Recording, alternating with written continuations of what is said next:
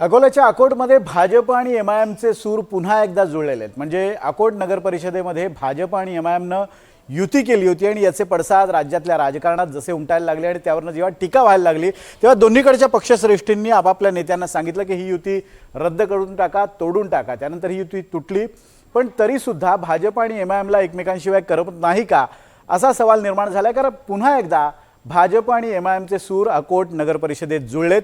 कसे ते आपण पाहूयात। अकोटमध्ये भाजप एमआयएमला एकमेकांशिवाय करमेना, दोघांचे सूर पुन्हा जुळले, युतीचे धागे पुन्हा विणले। विरोधक म्हणतात एमआयएमच्या पतंगाचा दोर भाजपच्या हाती।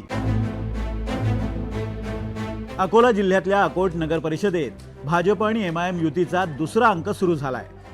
गेल्या आठवड्यात भाजप आणि एमआयएमनं सोबत येऊन एक गट स्थापन केला। सत्ता स्थापनेसाठी परस्पर विरोधी विचारधारा असलेले आणि एकमेकांविरोधात लढलेले पक्ष सोबत आले। भाजपनं एमआयएम सोबत युती केल्यानं राज्यभरात एकच खळबळ उडाली। या प्रकरणी भाजप नेतृत्वानं स्थानिक आमदार प्रकाश भारसाखळे यांना कारणे दाखवा नोटीस बजावली। एमआयएम सोबतच्या युतीचा विषय अडचणीचा ठरत असल्याचं लक्षात येताच भाजपनं माघार घेतली।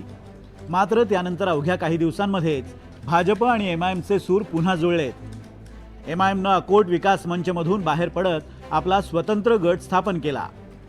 या एमआयएमच्या स्वतंत्र गटाकडून आता स्वीकृत नगरसेवक पदासाठी जितेन रामचंद्र बरेठिया यांच्या नावाची शिफारस करण्यात आली आहे। विशेष म्हणजे जितेन बरेठिया हे अकोट नगर परिषदेचे माजी नगराध्यक्ष आणि भाजप नेते रामचंद्र बरेठिया यांचे चिरंजीव। रामचंद्र बरेठिया यांनी स्वतःसाठी आणि पत्नीसाठी भाजपकडे उमेदवारी मागितली होती, मात्र त्यांना तिकीट नाकारण्यात आलं।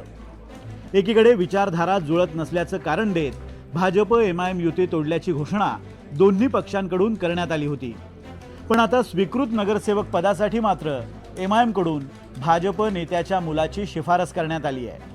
त्यामुळे स्वीकृत नगरसेवकासाठी भाजप आणि एमआयएमनं पुन्हा एकदा युती केली आहे का असा प्रश्न विरोधक विचारतायत। एमआईएम ने वोट देकर ये सिद्ध कर दिया कि एमआईएम पार्टी ही भाजपा की पार्टी है, वो उसकी एक शाखा है।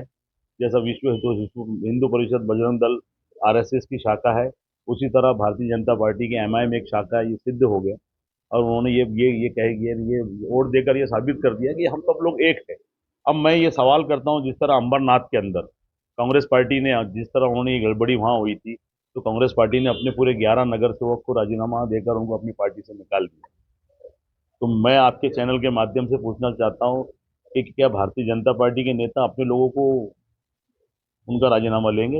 ह्या निवडणुकांमध्ये एक नवी आघाडी जी आहे त्याचं मूळ रूप उघडकीस आलेलं आहे, ते म्हणजे भाजप आणि एमआयएम।